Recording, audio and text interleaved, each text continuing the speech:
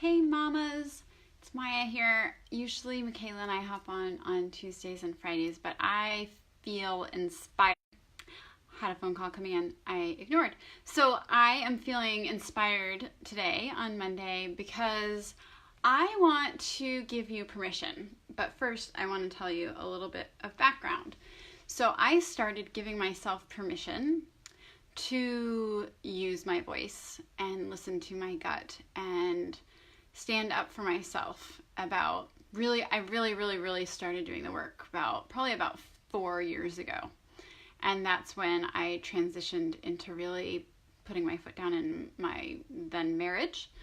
And then I also figured out what my passion was, because I was doing work that was not filling me up. It was actually pulling me down. And that was affecting every area of my life, my friendships, my then marriage, my relationship with my children, my family, all of those things. So I decided to really do that work, and that has sorry, I keep getting things pop up. So that is when I really started to focus on myself and to give myself the best possible, happiest life that I possibly could, because I knew that was the best thing for my children. So they are my why, and that is why I do everything that I do. So that's why I'm here now. And then I wanted to share a story with you about how I am using that with my children, and that is what I want to do with all of you. So as most of you know, I separated from my ex-husband almost 2 years ago, divorced about a year and a half ago, and we've done a really great job of keeping the children out of it. I'd say probably 75 to 85%, doing pretty good. Never blamed them, really sat down and talked to them about what was going on and those sort of things. So my point is that my ex-husband is quite difficult. He's what we would call a rebel, doesn't like to be told what to do, flies by the seat of his pants, and I have worked really hard to have structure and routines for my kids, because I know that they thrive on eating well and getting sleep and not living this life of rushing around, which was the life that I was living when I was with him, and it was the life that they were in turn living with as well when we were all living as a family. So it's really great because I have my children about 90% of the time. So I have a lot of control there. But when my kids are with their dad, they have to live by his rules, which is being busy all the time so that you don't have any feelings.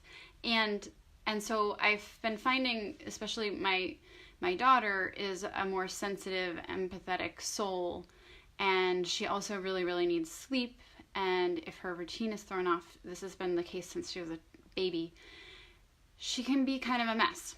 So I was noticing, a few things. So first, we've known really since she was a baby that she's had a sensitivity to dairy. And it's kind of been, even for a little while she could eat dairy, and now again I've figured out within the past 6 months that dairy is really an issue for her. So I've been trying to eliminate it, trying to communicate with her dad about, that can we avoid this, but even after 2-3 conversations it doesn't happen. So I've really worked with her on advocating for herself, because when you are co-parenting with somebody that doesn't necessarily respect your way of living, it's really difficult. So I know that her word is more powerful than mine in a lot of cases. And I will stand up for her when I can, but when I've already done it a few times and she's getting old enough that she can advocate, I feel like it's a really powerful lesson. So I've been teaching her, because she'll come home and she'll have had dairy and then she's sick to her stomach. And so I tell her, all you have to say is, Dad, can I have something without dairy, please? That's it. There's always got to be something without it. So it's not really that complicated, but so she started doing it. When I first talked to her about it, I was like, how does that make you feel on how, if you were to say that to Dad? And she said, oh, that makes me feel awkward. And then I said, well, what if you said it to me? What if I had temporary amnesia and you had to say it to me? I forgot and I was trying to give you dairy. And she's like, oh, well, I know that you wouldn't do that. But anyway, we kind of had made a little bit of silliness out of it. But then within like the past month, she has come home after a weekend with him and said, Mommy, I didn't have any dairy and I stood up for myself. And I just tell her how proud I am. So fast forward to yesterday. And she was having she was very, very sensitive. Any little thing that didn't go her way resulted in her storming off. And a lot of people would just say, oh, that's a little girl for you. But I knew that something else was going on with her.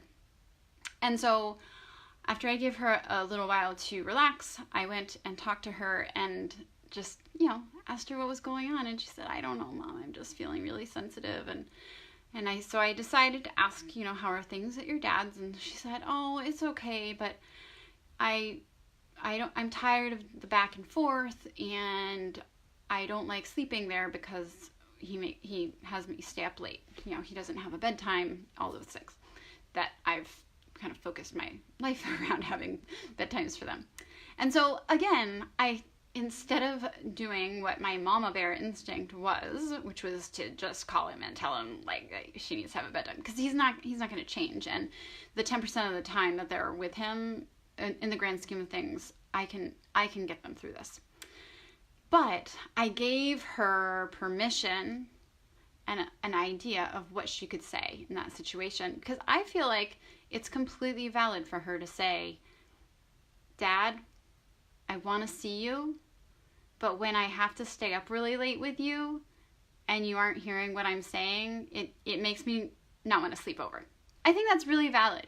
And I think it's really powerful because I know that I was not taught this. I was not taught for women to have voices. I was taught that I needed a man to validate my decisions.